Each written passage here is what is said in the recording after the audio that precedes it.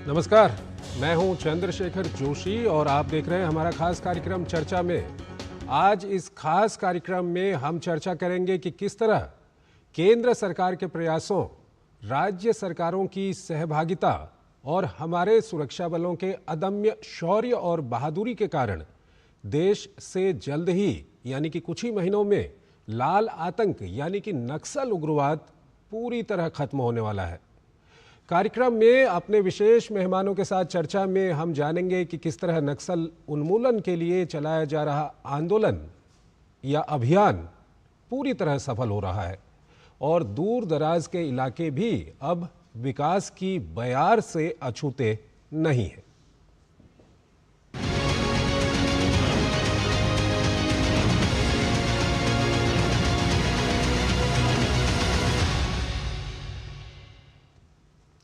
तो आइए शुरुआत करते हैं और सबसे पहले आपको बताते हैं कि दिवाली के शुभ अवसर पर प्रधानमंत्री नरेंद्र मोदी ने देशवासियों के नाम एक पत्र लिखा। पीएम मोदी ने इस पत्र में जहां जीएसटी सुधारों से लोगों को हो रहे फायदे और ऑपरेशन सिंदूर की सफलता का जिक्र किया, वहीं पीएम ने देश से खत्म होते नक्सलवाद का भी जिक्र किया। पीएम मोदी ने अपने पत्र में लिखा कि इस बार की दीपावली इसलिए भी विशेष है क्योंकि देश के अनेक जिलों में दूर दराज के क्षेत्रों में पहली बार दीपावली के दीप जलेंगे। ये वो जिले हैं जहां नक्सलवाद और माओवादी आतंक को जड़ से मिटा दिया गया है। बीते दिनों में हमने देखा है कि कैसे अनेक व्यक्ति हिंसा का रास्ता छोड़कर विकास की मुख्यधारा में शामिल हुए और उन्होंने देश के संविधान के प्रति आस्था जताई है। तो देशवासियों के नाम अपना जो पत्र लिखा था पीएम मोदी ने, उसमें ये बात कही है। और इसके साथ साथ आपको बता दें कि कल सोमवार यानी कि दीपावली के दिन आईएनएस विक्रांत पर अपने संबोधन में प्रधानमंत्री ने माओवादी आतंकवाद के खिलाफ मिल रही कामयाबी पर भी विस्तार से चर्चा की। पीएम ने कहा कि जिन क्षेत्रों में माओवादी आतंकी संविधान को नहीं पहुंचने देते थे, आज वहां युवा हथियार छोड़कर संविधान को माथे से लगा रहे हैं। बीते वर्षों में देश ने एक और बड़ी उपलब्धि हासिल की है। ये उपलब्धि है माओवादी आतंक का खात्मा। आज देश नक्सली माओवादी आतंक से मुक्ति के कगार पर है। मुक्ति दस्तक दे रही है दोस्तों। 2014 से पहले देश के करीब 125 जिले माओवादी हिंसा की चपेट में थे। 125 जिले, और वो 125 जिले पिछले 10 साल की मेहनत के कारण ये संख्या घटती गई और अब 125 से घट करके सिर्फ 11 रह गई है। 11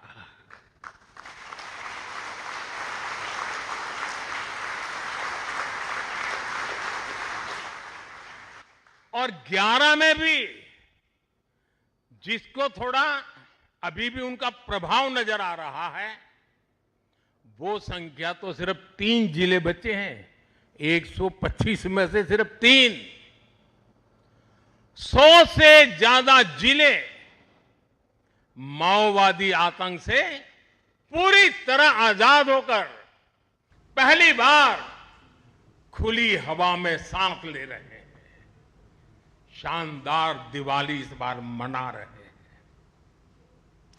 और आपको बता दें कि कुछ दिनों पहले एक कार्यक्रम के दौरान गृह मंत्री अमित शाह ने भी बताया कि देश जल्द ही नक्सल आतंक से मुक्त होने वाला है। हालांकि शाह ने कहा कि इस आतंकी विचारधारा को खत्म करने और उन्हें समर्थन करने वालों पर लगाम लगाने के लिए देश को मिलकर मेहनत करनी होगी।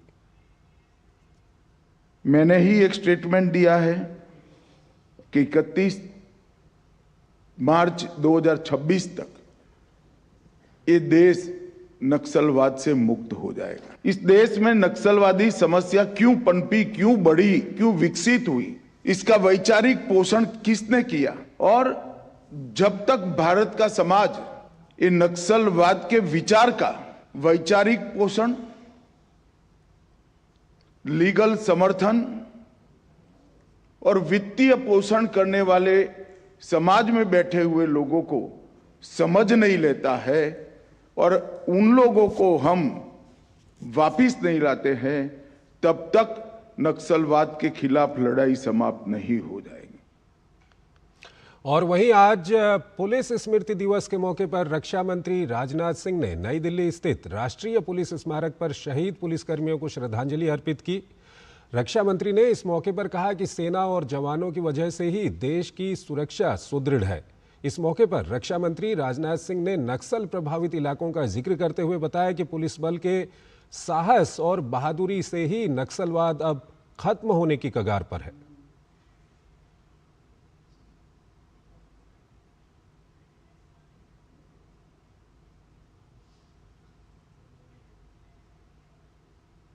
एक लंबे समय तक नक्सलवाद हमारी आंतरिक सुरक्षा के लिए समस्या रहा है और हमारी पुलिस, सीआरपीएफ, बीएसएफ, सारी पैरामिलिट्री फोर्सेस और स्थानीय प्रशासन ने मिलकर जिस तरह संगठित तरीके से काम किया वह काबिले तारीफ है। साथियों, पिछले कई वर्षों के हमारे सम्मिलित प्रयास अब फलीभूत हो रहे हैं। पूरे देश को अब यह भरोसा हो गया है कि अगले वर्ष तक इस समस्या का नामो निशान नहीं रहेगा। भारत के जो क्षेत्र रेड कॉरिडोर के नाम से कुख्यात थे वह अब ग्रोथ कॉरिडोर में बदल रहे हैं। सरकार जो इतने परिवर्तन कर पाई है उसमें बहुत बड़ा योगदान हमारे पुलिस बलों का और हमारे सुरक्षा बलों का है। और इस बड़ी सफलता पर बात करने के लिए हमारे साथ दो विशेष मेहमान जुड़ रहे हैं। हमारे साथ जुड़ रहे हैं Vikram Singh, former DG police हैं, और साथ ही साथ हमारे साथ जुड़ रहे हैं राजीव रंजन प्रसाद, ये लेखक हैं और नक्सल एक्सपर्ट इनको कहा जाता है। आप दोनों का बहुत बहुत स्वागत है हमारे इस कार्यक्रम में। सबसे पहले विक्रम सिंह जी, अभी जो हमने प्रधानमंत्री को भी सुना, गृह मंत्री को भी सुना, रक्षा मंत्री को भी सुना, और उसके अलावा जो आंकड़े हमारे पास आ रहे हैं उनको अगर हम देखें तो बहुत बड़ी सफलता मिली है नक्सलवाद के खिलाफ, नक्सलियों के खिलाफ सरकार को। और जिस तरह से प्रधानमंत्री ने बताया कि 125 जिले थे जिनमें से 100 जिले पूरी तरह से नक्सल मुक्त हो चुके हैं। उन्होंने कहा कि अब 3 ही जिले रह गए हैं जहां पर नक्सली जो है अपनी वहां पर एक्टिविटी करते हैं। कितनी बड़ी सफलता मानते हैं सर इसको? चंद्रशेखर जी नमस्कार, राजीव बाबू नमस्कार। ये कोई सामान्य सफलता नहीं है। मैंने वो भी अंधकार का युग देखा 2008 में, जब डीजीज कॉन्फ्रेंस हुई थी तो अजीत डोवल साहब डायरेक्टर आईबी थे और उन्होंने प्रधानमंत्री श्री मनमोहन सिंह के सामने कहा था कि भारत का 40% भूभाग आच्छादित है लेफ्ट विंग एक्सट्रीमिस्ट यानी माओवाद से। एक वो दुर्दिन था। और उसके बाद आज आप देख रहे हैं कि प्रधानमंत्री के जय घोष, उद्घोष और ये सिक्योरिटी फोर्सेस को उन्होंने जो मुबारकबाद दी है। कहा 125 डिस्ट्रिक्ट थे और आज मात्र 3 जिले बचे हैं। और जो दुर्दिन हमने देखे थे मैंने वो भी देखा है। आप उत्तर प्रदेश में भी देख ले कि शाम को अगर आप बैठे हैं मीटिंग कर रहे हैं, मालूम पड़ा खोराडी, सोनभद्र में, मिर्जापुर में ये अटैक हो गया नक्सल्स का। और जिस तरीके का तांडव हुआ था अगर मैं आपको बताऊं, चाहे जहानाबाद जेल ब्रेक हो, दांतेवाड़ा कांड हो या तिरुमला के ऊपर, आप देखें कि जो तिरुपति से पशुपति तक का इनका जो रेड कॉरिडोर था कि चंद्रबाबू नायडू के ऊपर हमला हुआ था दुस्साहसिक, और इसके अलावा हजार माउस ने अटैक किया था और हेडक्वार्टर्स को लूट करके 2000 हथियार लूटे थे और 50 करोड़ के हथियार लेकर के चले गए थे। कोरापुट की मैं बता रहा हूं, लेकिन मैं इसको बताता, इसका एकीकृत कमांड होना, इंटेलिजेंस गैदरिंग को दूसरे स्तर पे ले जाना, हथियारों का उच्चीकरण होना और एक कंसर्टेड एक तरीके से कार्य योजना के अंतर्गत, ये नहीं कि बिहार अलग जा रहा है, यूपी अलग जा रहा है, उड़ीसा अलग जा रहा है, महाराष्ट्र अलग जा रहा है। एकीकृत कमांड और पैरामिलिट्री फोर्स का योगदान ये कारण है इस महत्वपूर्ण सफलता का। और मैं बधाई देना चाहूंगा कि हमारे समस्त सिक्योरिटी फोर्सेस को, पुलिस बलों को, कि उन्होंने वो करके दिखाया जो आज से 5 साल पहले असंभव दिखाई पड़ता था। असंभव, मुझे भी विश्वास नहीं होता था कि ये क्या संभव है, लेकिन हमारे सिक्योरिटी फोर्सेस ने असंभव को संभव करके दिखा दिया। ठीक है, राजीव रंजन जी हमारे साथ जुड़े हुए। राजीव रंजन जी, आपकी पहली प्रतिक्रिया क्या है, ये जो सफलता मिली है सरकार को नक्सलियों के खिलाफ? देखिए, बहुत बड़ा कदम है और बहुत बड़ी सफलता है। मैं तो स्वयं बस्तर से आता हूं और मैंने 80 के दशक से लेकर के आज तक नक्सलवाद को आगे बढ़ते, पनपते, फलते, फूलते और अब उसको विसर्जित होते हुए देखा है। मैं ये मानता हूं, बल्कि इस बात को बहुत दावे के साथ कह सकता हूं कि मैं या कोई भी अन्य ये कभी सपने में भी नहीं सोच सकता था कि एक खास तिथि दे दी जाएगी और उस तिथि पर नक्सलवाद निश्चित रूप से पूरी तरीके से समाप्त हो जाने वाला है। ये एक दिवा स्वप्न की तरह लगता था, क्योंकि माओवादियों ने अपनी ताकत इतनी बढ़ा ली थी कि ऐसा लगता था कि ये जो लड़ाई है वो लंबी खिंचेगी, चलती रहेगी और न जाने कितने निर्दोष लोगों की हत्याएं इसी तरीके से होती रहेंगी। लेकिन अचानक राजनीतिक इच्छा शक्ति ने जो है हमारे सामने वो करके दिखाया जो कि असंभव सा लगने वाला लक्ष्य था। आज निश्चित रूप से केवल 3 जिले ही जो है बहुत अधिक प्रभावित हैं और वो तीनों के तीनों छत्तीसगढ़ में ही विद्यमान है जी। अगर आप देखें तो केवल जो है सुकमा का जो है कुछ हिस्सा, बीजापुर का कुछ हिस्सा, कुछ ऐसे कोने कोने के जो परिक्षेत्र रह गए हैं जहां की माओवादी अपनी जो है धमक दिखा पा रहे हैं। अन्यथा अबूझमाड़, जहां ये माना जा रहा था कि जब पूरे देश में लड़ाई समाप्त हो जाएगी तब अबूझमाड़ में लड़ाई लड़ी जाएगी, लेकिन बहुत अच्छी रणनीति यह रही कि सबसे पहले अबूझमाड़ से ही लड़ाई आरंभ हुई। और अबूझमाड़ क्योंकि उनका आधार क्षेत्र था, जो गुरिल्ला युद्ध होते हैं वहां पर आधार क्षेत्र की बहुत अधिक महत्ता होती है और पूरे देश भर में अबूझमाड़ जैसा आधार क्षेत्र ना माओवादियों को कभी मिला ना कभी मिलेगा। और जब वो अपने आधार क्षेत्र से बेदखल हो गए तो स्वाभाविक है कि उन्होंने अपनी जमीन पूरी तरीके से खो दी है। इसलिए माड़ का नक्सल मुक्त होना एक तरीके से नक्सलवाद के समाप्ति की पूर्णाहुति की तरह है। और अब हमको केवल छुटपुट उनके बयानबाजियां ही नजर में आ रही हैं। अब वो एक्शन में कहीं पर भी नहीं है, ना दिखाई देंगे, ऐसा मेरा पूरा विश्वास है। ठीक है, एक छोटा सा ब्रेक लेते हैं और ब्रेक के उस पार हम बात करेंगे। अभी जो होम मिनिस्टर बोल रहे थे कि नक्सलवाद क्यों इस देश में विकसित हुआ, कौन इनको वैचारिक रूप से पोषित करता है, इस बारे में अभी हम बात करेंगे। एक छोटा सा ब्रेक लेते हैं।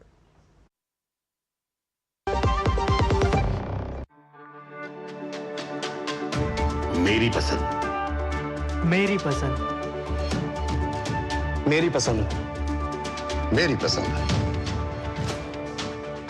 हमारी पसंद, हम सबकी पसंद। मजबूत देश का मजबूत सरिया हो गया स्टील।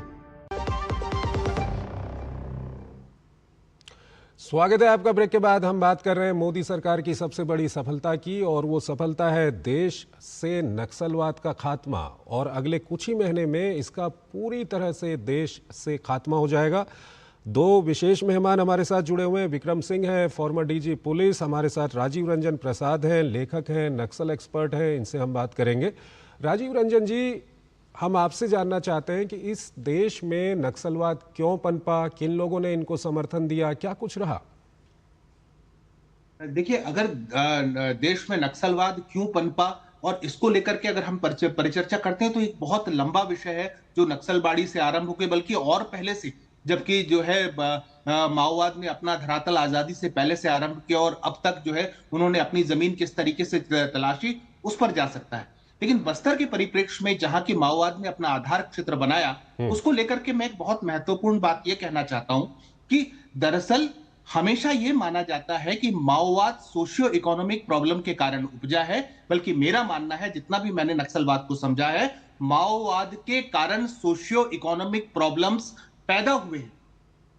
एक विचारधारा है, एक वैचारिक लड़ाई है, और इस वैचारिक लड़ाई की जो उर्वरा भूमि है, खाद पानी है, वो हमेशा वहां तलाशते हैं जो इस देश के सबसे ऐसे इलाके हैं जो कि उपेक्षित हो गए हैं, जहां जंगल है, जहां आदिवासी रहते हैं। बल्कि पहले जो है मजदूर और किसान इनके मुख्य लक्ष्य हुआ करते थे, लेकिन धीरे धीरे जो है, क्योंकि इनको शेल्टर या आश्रय की भी आवश्यकता होती है, ये आश्रय या शेल्टर उन्हें जंगलों में मिलने लगे। इसलिए आप ये देखेंगे कि ये लड़ाइयां जो है जनजातीय क्षेत्रों और खासतौर पर के वनाच्छादित क्षेत्रों में सीमित या केंद्रीकृत होने लग गई। तो इसलिए जो सोशियो इकोनॉमिक प्रॉब्लम जिसको लेकर के हम लगातार नक्सलवाद को लेकर के चर्चा करते हैं, मुझे लगता है कि ये एक बिल्कुल जो है वो ऐसा डायरेक्शन है जो लगातार जो शेल्टर की तरह है, जिसको शील्ड की तरह माना जाता है कि नक्सलवाद को जस्टिफाई करना है तो कहा इस देश में गरीबी है इसलिए नक्सलवाद है, इस देश में जो है अशिक्षा है इसलिए नक्सलवाद है। ये सारी समस्याएं अपनी जगह विद्यमान है और इन समस्याओं के समाधान अलग अलग हैं, इनमें से किसी भी कारण का जो समाधान आतंकवाद नहीं हो सकता। इनमें से किसी भी कारक के लिए हम जो है बंदूक उठाने को जस्टिफाई नहीं कर सकते। इसलिए माओवाद क्यों पनपा, कैसे आगे बढ़ा, और ये सारी चीजें अपनी जगह विद्यमान हैं, लेकिन ये कभी भी क्रांति नहीं कही जा सकती। ये नृशंस हत्यारे हैं जिन्होंने कई दशकों तक इस देश को जो है लहू से नहलाया हुआ है, और बहुत जो है सही समय अब आ गया है कि हम इस लाल आतंकवाद का उत्तर देने में सक्षम हो पाए हैं। इसलिए मुझे लगता है कि कारक से ज्यादा अब हमको ये देखना चाहिए कि इन 4 दशकों अगर मान लीजिए मोटे मोटे तौर पर हम देख लेते हैं तो इसमें हमको हासिल क्या हुआ। इन्होंने बंदूक लेकर के बड़ी बड़ी लड़ाइयां या बड़े बड़े दावे किए, लेकिन आखिरकार में इनको हासिल क्या हुआ। इस 4 दशक में एक उपलब्धि अगर कोई गिना सके कि माओवादियों ने जो है क्रांति की ये धारा पकड़ी और उसमें उन्होंने ये उपलब्धि हासिल कर ली, बल्कि इन्होंने जो है अपने लिए जो है आर्थिक उगाही के अड्डे बनाए। इन्होंने जो है नृशंस हत्याओं के जो है ऐसी दुर्दांत कहानियां हमारे सामने लिख दी हैं, जिसको दशकों तक, सदियों तक जो है हम याद रखेंगे। इतिहास जितना जल्दी नक्सलवाद इतिहास बन जाए उतना ही अच्छा है, ताकि जो है वो जनजातीय क्षेत्र जो कि दहशत की जो है के दशकों दर दशक देख चुके हैं, कम से कम वहां खुली सांस मिले और वहां पर परिवर्तन की बयार आ सके। ठीक है, विक्रम जी हमारे साथ जुड़े हुए हैं। विक्रम सिंह जी, जैसा कि राजीव रंजन जी ने काफ़ी 2-3 शब्द काफ़ी महत्वपूर्ण उन्होंने कहा कि ये जो माओवाद है, नक्सलवाद है, इसने अपनी जड़ें वहाँ जमाई जहाँ उपेक्षा थी, जंगल थे, आदिवासी थे। ऐसा क्यों हुआ विक्रम सिंह जी? उस समय की जो सरकारें थी, क्यों पनपा उस समय पे नक्सलवाद? क्या कमी रही सरकारों की ओर से?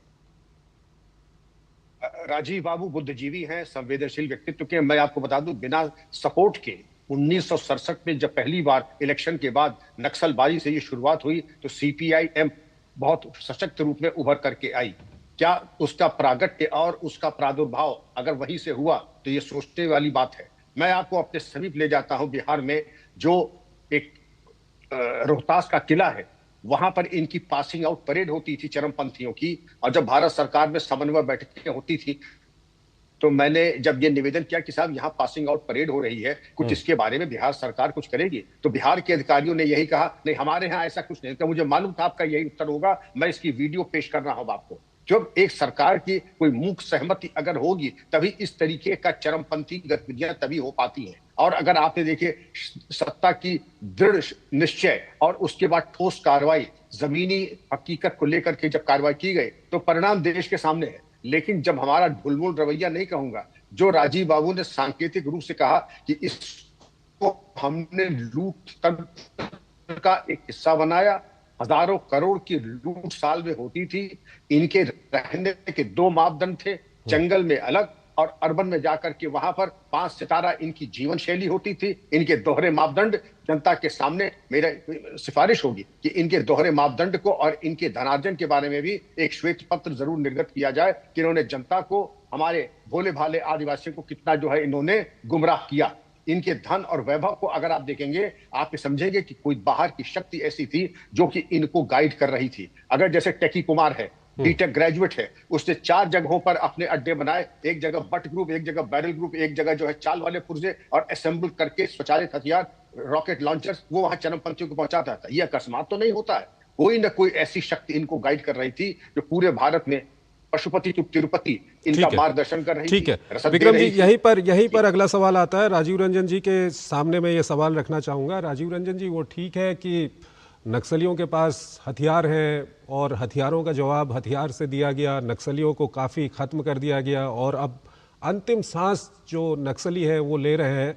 लेकिन एक बड़ा सवाल आता है, जो आपने कहा कि उपेक्षा, जंगल, आदिवासी, हम ग्राफिक्स के ज़रिए दिखा भी रहे हैं कि पिछले कुछ सालों में विकास को किस तरह से इन इलाकों में ले जाया गया है।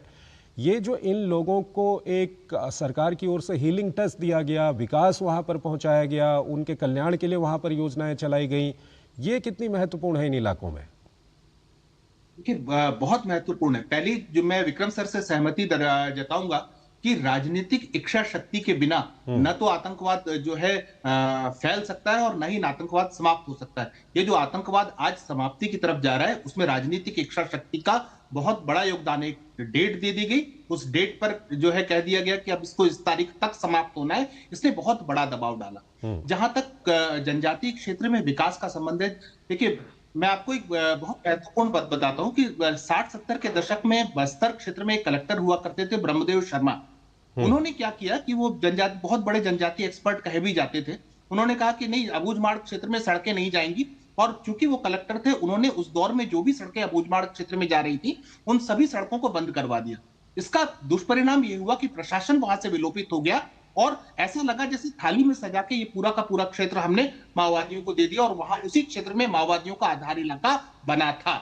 अब जब सरकार बंदूक से लड़ रही थी, साथ ही साथ उन्होंने सड़कों पर, इन क्षेत्रों के में सड़कों पर, सड़कों की व्यवस्था को बनाने पर बहुत गहराई से काम किया। जैसे जैसे सड़कें सुदूर क्षेत्रों तक पहुंची, जैसे जैसे कैंप पहुंचे, जैसे जैसे जो है हमारे जवानों ने सिविक एक्शंस किए और लोगों तक जो है अपनी बात भी पहुंचाई और वो साधन संसाधन भी पहुंचाए जिनसे वो अभी तक वंचित रहे थे, तब उन क्षेत्रों में लोगों को यह एहसास हुआ कि माओवादी जो समानांतर सरकार चलाने का दावा करते थे, दरअसल वो सरकार नहीं था, वो उनको इस्तेमाल करने वाला एक तंत्र था। और सरकार वो है जो धीरे धीरे सड़कों के माध्यम से, बिजली के तारों के माध्यम से, मोबाइल के माध्यम से उन तक पहुंच रही है, और जो फोर्स धीरे धीरे अंदर आ रही है वो दरअसल उनके ही सहयोगी है, उनके लिए ही लाल आतंकवाद को समाप्त कर रास्ता जो है साफ करती जा रही है, ताकि जंगल में वो नया सवेरा फिर से आ सके जो अंधेरा कई दशकों तक वहां पर फैला हुआ है, उसको समाप्त कर। तो ये बहुत महत्वपूर्ण बात। विक्रम सिंह जी, ये काफी महत्वपूर्ण है। एक तरफ ठीक है, जो नक्सलिज्म के खिलाफ जो एक स्ट्रेटेजी है, जिसको हम पुलिस स्ट्रेटेजी कह लें या फोर्सेस की स्ट्रेटेजी कह लें, वो तो चल रही है, लेकिन दूसरी ओर जो ये विकास का पहलू है, जो वहाँ पर गांव-गांव तक पहुँचाया गया है। अभी हम देख रहे हैं कि जो आदिवासी इलाके हैं वहाँ से खिलाड़ी निकल रहे हैं, उनको प्रतियोगी परीक्षा में किस तरह से उनको तैयारी करनी है उसका वहाँ पर व्यवस्था की जा रही है। ये जो चहुमुखी विकास को पहुँचाने की कोशिश और विकास को पहुँचाया भी गया है सरकार की ओर से, ये कितनी महत्वपूर्ण है इस नक्सलिज्म को खत्म करने में? चंद्रशेखर जी, ये एक जीवन ऊर्जा है, लाइफ लाइन है, और वहां की लाइफ लाइन को इन्होंने भरपूर कोशिश की काट दें। जब आपके कम्युनिकेशन टावर्स बनते थे, चरमपंथी उसको काट के गिरा देते थे। सड़क और पुलिया बनती थी, उसको डायनामाइट से उड़ा देते थे। वहां पर कोई भी विकास अगर होता था, उसका पूरी तरीके से विरोध करते थे। ये हर्ष का विषय है कि अब वहां इंडिया रिजर्व बटालियन बन रही है और स्थानीय बच्चों को वहां पर एम्प्लॉयमेंट के अवसर मिल रहे हैं, सड़कें, कम्युनिकेशन टावर बन रहे हैं, और वहां पर न केवल एनजीओ बल्कि सरकार की तरफ से जो अब तक की उपेक्षा थी उसको पूरा गया है। एक स्वास्थ्य विभाग द्वारा प्राइमरी हेल्थ सेंटर, जहां पे वर्षों से लगता था कि केवल वहां गाय भैंस बांधने का अड्डा बन गया था, प्राइमरी स्कूल में बिल्कुल पशु बिल्कुल अपने अड्डे बना चुके थे, उनको दोबारा पुनर्व्यवस्थित करके वहां पर बच्चों की पढ़ाई, प्राइमरी हेल्थ सेंटर विकास, और जो आपकी समस्या का समाधान ग्रीवांस रिड्यूसल सिस्टम, वहां पर जाकर के कैंप लगते हैं, लोगों की समस्याएं सुनी जाती हैं और 3 वर्किंग डेज में उनका समाधान करके उसी कैंप में जाकर के उनको बताते हैं, जिसका लाभ चरमपंथी लेते थे कि तुम्हारी कोई सुनने वाला नहीं है, केवल हम ही सुनवाई करेंगे, और जो अगर मुखबिरी करेगा तो 6 इंच छोटा करने का मतलब गर्दन काट करके उन्हीं के खून से चेतावनी लिखा करते थे। तो चंद्रशेखर जी, बिल्कुल ये एक रेवोल्यूशनरी परिवर्तन आया है और इसके सकारात्मक परिणाम देश के सामने है। बहुत बहुत शुक्रिया आप दोनों का हमारे इस कार्यक्रम में जुड़ने के लिए और अपना महत्वपूर्ण विश्लेषण इसको लेकर के हमारे दर्शकों तक पहुंचाने के लिए। तो विकास के साथ साथ बल प्रयोग, और इसका असर भी साफ दिख रहा है। नक्सली आत्मसमर्पण कर रहे हैं और साथ ही साथ इन इलाकों में विकास पहुंच रहा है। इन इलाके की जो युवा पीढ़ी है वो अब शहरों की तरह, दूसरे विकसित इलाकों की तरह अपने सपनों को साकार करने में लगी हुई है। और जो कुछ मुट्ठी भर लोग हैं जो नहीं मान रहे हैं, उनको भी अगले 2-3 महीने में सरकार का कहना है कि उनको जड़ से ख़त्म कर दिया जाएगा। तो एक बहुत बड़ी सफलता इसको मोदी सरकार की कहा जाएगा। दशकों में ऐसा नहीं हुआ।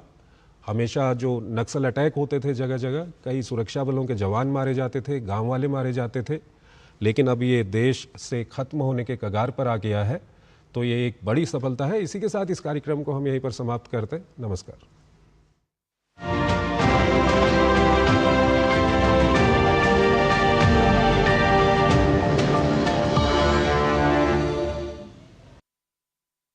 मन की